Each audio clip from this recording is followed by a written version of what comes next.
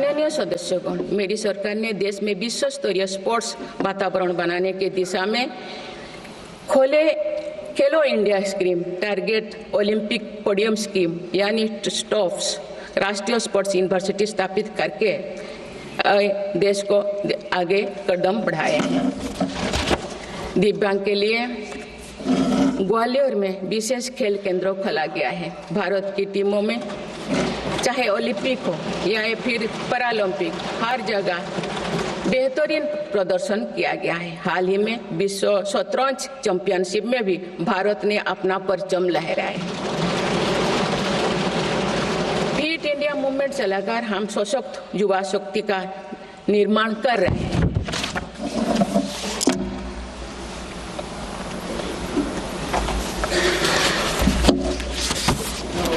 माननीय सदस्यगण, विकसित भारत के निर्माण में किसान, जवान और विज्ञान के साथ ही अनुसंधान का बहुत बड़ा महत्व है। हमारा लक्ष्य भारत को ग्लोबल इनोवेशन पावर हाउस बनाना है। देश के शिक्षण संस्थानों में अनुसंधान को बढ़ावा देने के लिए 50,000 करोड़ रुपया की लागत से अनुसंधान नेशनल रिसर्च फाउंडेशन स्थापित किया गया है। 10,000 करोड़ रुपया के लागत से विज्ञान धारा योजना के तहत विज्ञान एवं प्रौद्योगिकी में इनोवेशन को बढ़ावा दिया जा रहा है।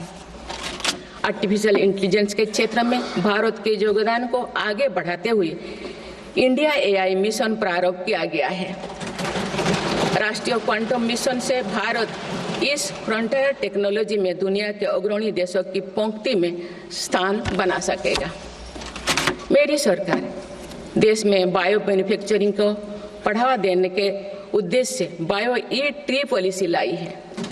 ये पॉलिसी भविष्य की औद्योगिक क्रांति का सूत्रधार होगा। बायो इकोनॉमी का उद्देश्य प्राकृतिक संसाधनों का कुशल उपयोग करना है, जिससे पर्यावरण को संरक्षित करते हुए रोजगार के नए अवसर पैदा होगा।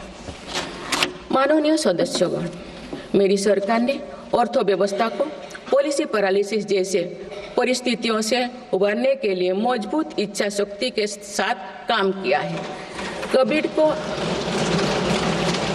कोविड और उसके बाद के हालात एवं युद्ध जैसी वैश्विक चिंताओं के बावजूद भारतीय अर्थव्यवस्था ने जो स्थायित्व एवं रेजिलियंस दिखाया है, वो उसके सशक्त होने का प्रमाण है।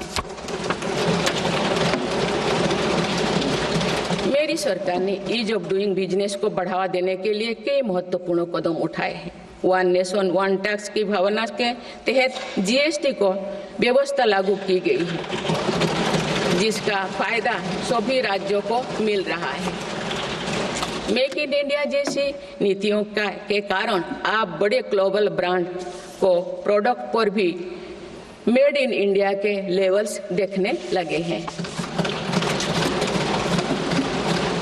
माननीय सदस्यगण, भारत के छोटे व्यापारी गांव से लेकर शहरों तक हर जगह आर्थिक प्रगति को गति देते हैं। मेरी सरकार छोटे उद्यमियों को अर्थव्यवस्था की रीढ़ मानते हुए उन्हें स्वरोजगार के नए अवसर दे रही है। एमएसएमई के लिए क्रेडिट गारंटी स्कीम और ई कॉमर्स एक्सपोर्ट हब्स सभी प्रकार के उद्योगों को बढ़ावा दे रही है। तीसरी कार्यकाल में मेरी सरकार द्वारा मुद्रा ऋण की सीमा को 10 लाख रुपया से बढ़ाकर 20 लाख रुपया करने का लाभ करोड़ों छोटे उद्यमियों को हुआ। मेरी सरकार ने क्रेडिट एक्सेस को आसान बनाया है। इससे वित्तीय सेवाओं की लोकतांत्रिक बनाया जा सका है। आज लोन, क्रेडिट कार्ड, बीमा जैसे प्रोडक्ट सबके लिए आसानी से सुलभ हो रही है। दशकों तो हमारे देश के रेहड़ी फैक्ट्री पर दुकान लगाकर आजीविका चलाने वाले भाई बहन बैंकिंग व्यवस्था से बाहर रहे। आज उन्हें पीएम स्वनिधि योजना का लाभ मिल रहा है। डिजिटल ट्रांजैक्शन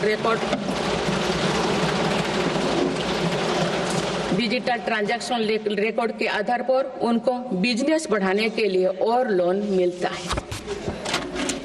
ओएनडीसी की व्यवस्था ने डिजिटल कॉमर्स यानी ऑनलाइन शॉपिंग की व्यवस्था को समावेशी बनाया है। आज देश में छोटे बिजनेस को भी आगे बढ़ाने का समान अवसर मिल रहा है।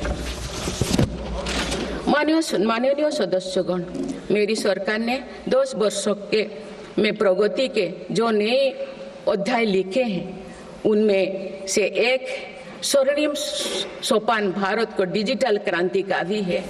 आज भारत टेक्नोलॉजी के फील्ड में एक प्रमुख ग्लोबल प्लेयर के रूप में अपनी उपस्थिति दर्ज करवा रहा है। दुनिया के बड़े देशों के साथ ही भारत में 5G सर्विसेज की शुरुआत इसका एक बड़ा उदाहरण है। भारत की यूपीआई टेक्नोलॉजी की सफलता से दुनिया के कई विकसित देश भी प्रभावित हैं। आज 50% से ज्यादा real time digital transaction Bharat में हो रहा है। मेरी सरकार ने डिजिटल टेक्नोलॉजी को सामाजिक न्याय और समानता के एक टूल के तौर पर इस्तेमाल किया है। डिजिटल पेमेंट कुछ लोगों या कुछ वर्गों तक सीमित नहीं है। भारत में छोटे से छोटा दुकानदार भी इस सुविधा का लाभ उठा रहे हैं। गांव में भी बैंकिंग सेवाएं और यूपीआई जैसे वर्ल्ड क्लास टेक्नोलॉजी उपलब्ध है। भारत में पिछले 10 साल में बने 5 लाख से ज्यादा कॉमन सर्विस सेंटर्स सरकार की दर्जनों सुविधाएं ऑनलाइन उपलब्ध कराए जा रहे हैं। मेरी सरकार ने लोगों के जीवन पर सरकार का प्रभाव कम करने के लिए ई गवर्नेंस को महत्व दिया है।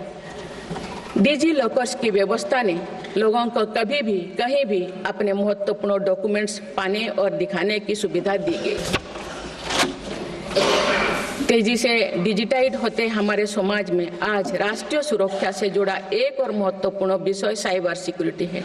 डिजिटल फ्रॉड, साइबर क्राइम और डीप फेक जैसे टेक्नोलॉजी सामाजिक, आर्थिक और राष्ट्रीय सुरक्षा के लिए चुनौती भी बनी है। इन साइबर क्राइम को नियंत्रित करने के लिए कई कदम उठाए गए हैं। साइबर सुरक्षा के क्षेत्र में भी युवाओं के लिए रोजगार की संभावनाएं हैं। मेरी सरकार साइबर सिक्योरिटी में दक्षता सुनिश्चित करने दिशा में निरंतर कार्यरत है। इसके फलस्वरूप भारत ने ग्लोबल साइबर सिक्योरिटी इंडेक्स में Tier 1 स्टेटस प्राप्त कर लिया है।